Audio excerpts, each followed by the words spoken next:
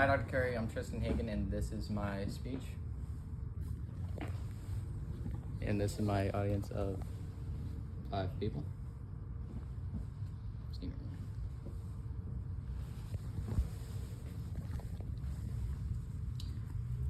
So, I remember one time my father told me that when he was in high school on October 23rd, 1989, at about 1-2-ish, he felt the entire school shake and the school got shut down that day. That was all I can remember from it though. But I did some research and I figured out that what actually happened was the Phillips Petroleum Chemical Plant that was quite literally down the road from him exploded, killing 23 people and injuring 300 with a 3.5 magnitude blast from the flammable gases. If this would be able to happen to him, it could also happen to legitimately anybody. And in this speech, I'll be talking about a different explosion, the 1986 Chernobyl disaster that happened in near Pripyat, Ukrainian SSR, Soviet Union. And I'll also be talking about what caused the disaster to happen in the first place, and lastly, what I think could have been done to avoid this disaster in the first place as well. So the Chernobyl disaster was an accident in the Chernobyl power plant that ended with a massive explosion, causing the immediate deaths of 2 people, with about 3,000 to 5,000 more dead weeks later due to the radiation the disaster had caused.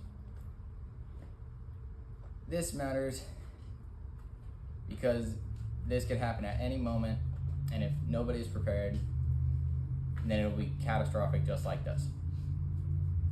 So I'll be talking about the design flaws of the reactor, the operator error, and the explosion that caused the radiation in the first place. So one of the main reasons for the accident was the design flaws of the Soviet-designed RBMK reactor, number 4.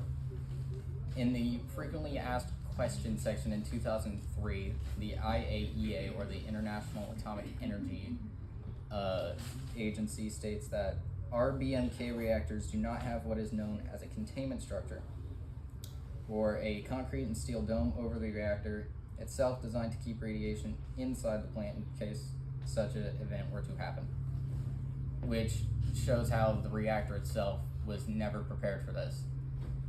And I feel like if they were to be prepared and to actually realize that there was an issue with this, they could have prevented this. And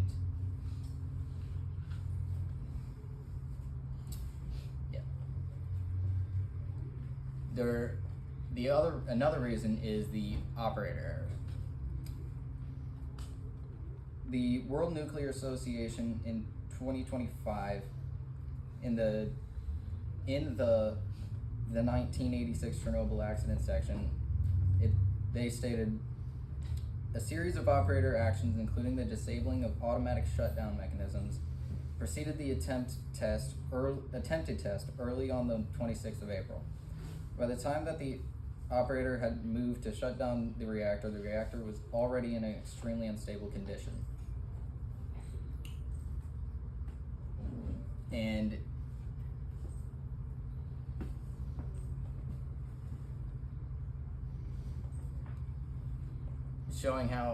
this shows how the personnel was at fault. So essentially, this disaster could have been prevented if they had been trained better.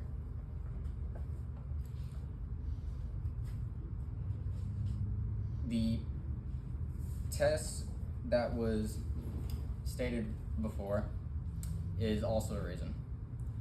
The Nuclear Energy Agency in 2002 states that the plant program called for shutting off the reactor's emergency core cooling system, or its ECCS, which provides water for cooling the core in an emergency. Although subsequent events were not greatly affected by this, The exclusion of the system for the whole duration of the test reflected a lax attitude towards the implementation of the safety procedures.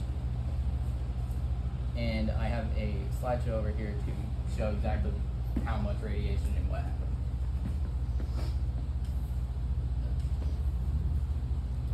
So, the explosion caused 14 quintillion becquerels of radiation to seep into the atmosphere. If you don't know what that number looks like, it looks like this. And the average household fire detector gives off about this much becquerels of radiation. So that very clearly shows how big of a problem this caused. And this is a simplification of the reactor systems. So basically how the reactor works is the uranium rods are over here. There is water here cooling it down from this. And then once it warms up, the steam from the water goes over here and over here to turn back into water in this direction. With this shut off, those kept heating up and heating up and heating up and then eventually exploded. And yeah, so that's what caused all those deaths. And I feel like if they were to be prepared more, they could have stopped all of this. Yeah. So the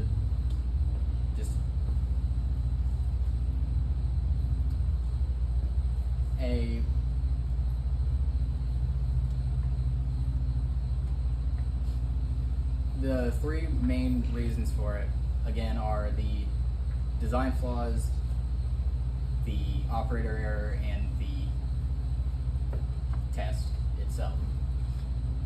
That is my speech. Thank you very much.